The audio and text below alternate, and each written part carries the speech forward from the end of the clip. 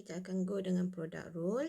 Okay, product rule. Kena ingat, product rule bila masa nak gunakan kita punya product rule ni? Sekiranya function kita melibatkan operasi darab. So, operasi darab maksudnya kita ada dua function yang berbeza. Kita ada, kononnya function kita adalah y sama juga dengan x tambah 2 darab dengan x tolak 7. So, bila melibatkan function yang melibatkan operasi darab sebegini, barulah kita akan apply kita punya quotient product rule. Baru kita apply kita punya formula of product rule. Okay. Seterusnya kita ada juga quotient rule. Okay, quotient rule. Quotient rule adik-beradiklah dengan produk.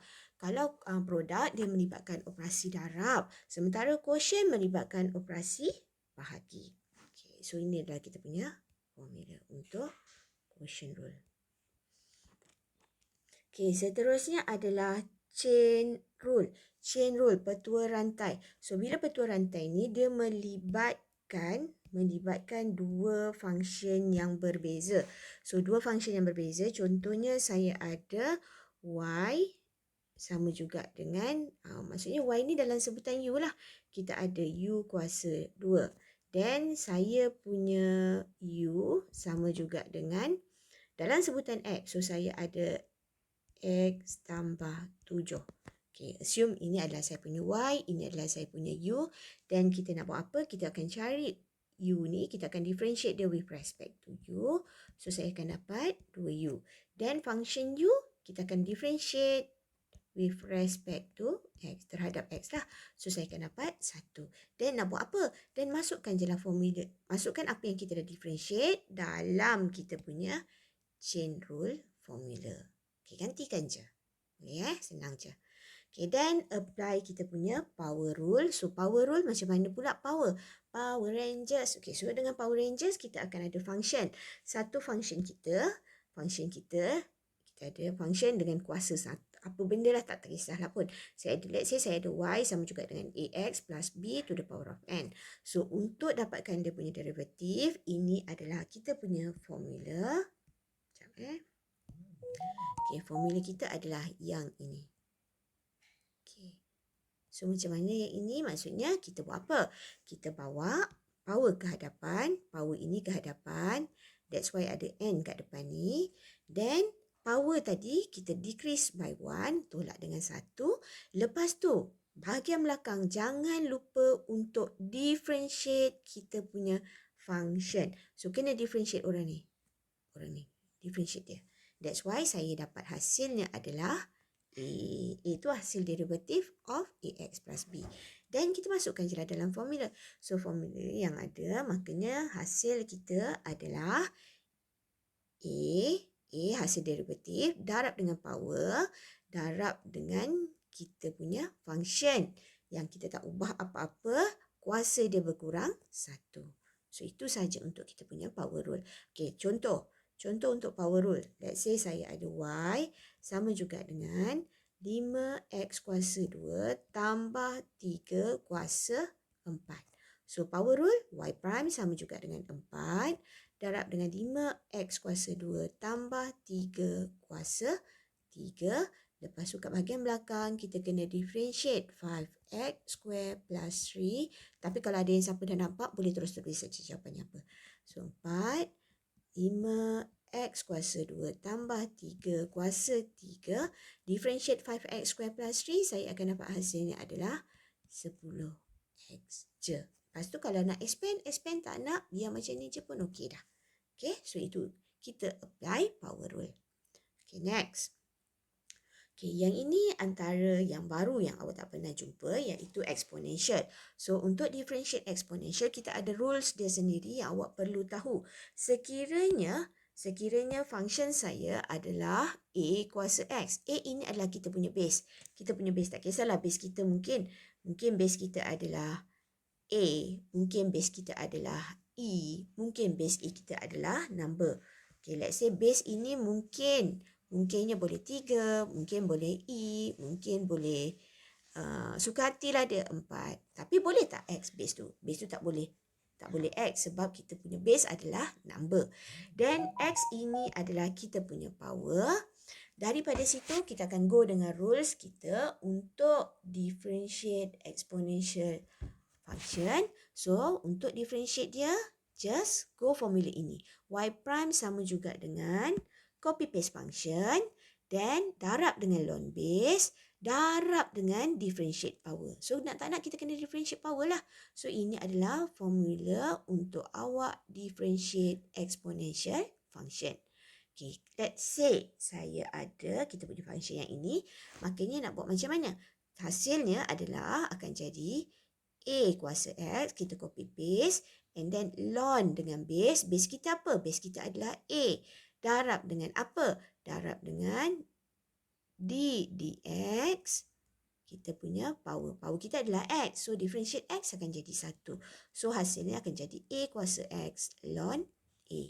Okay, boleh? Senang je kan? Okay, let's say saya ada example. Kalau saya ada Y sama juga dengan 3 kuasa 2X.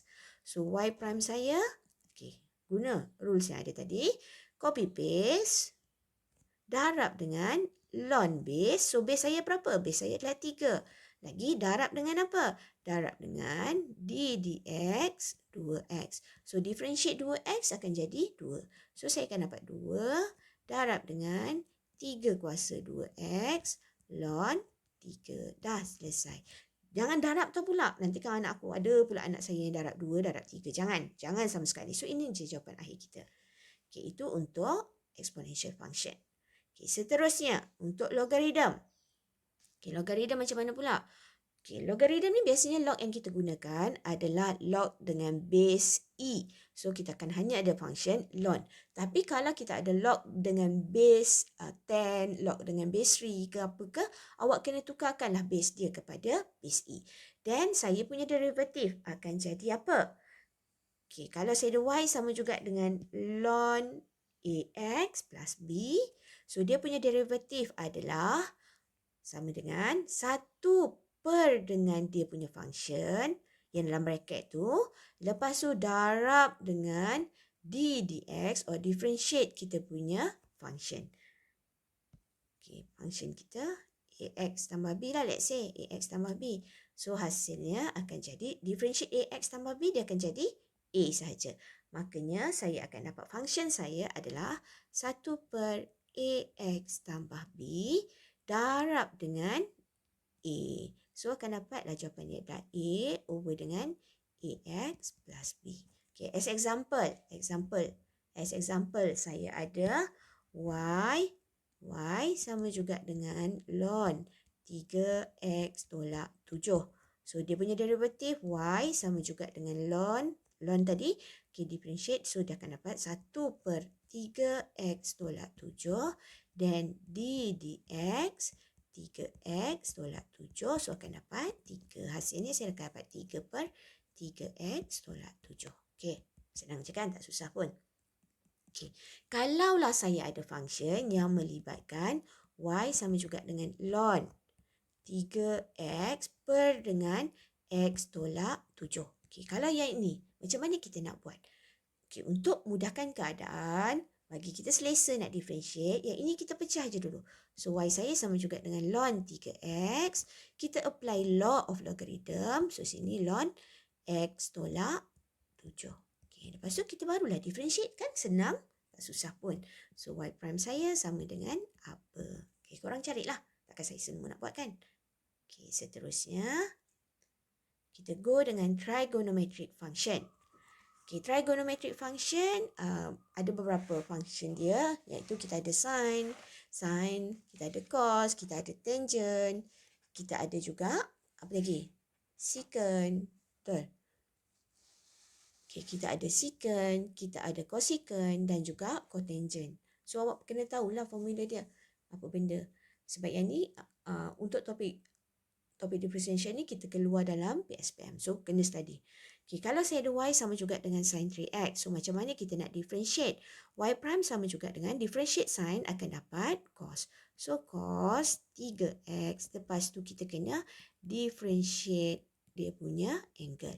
So, differentiate angle akan jadi 3. Makanya hasil saya adalah 3 cos 3X.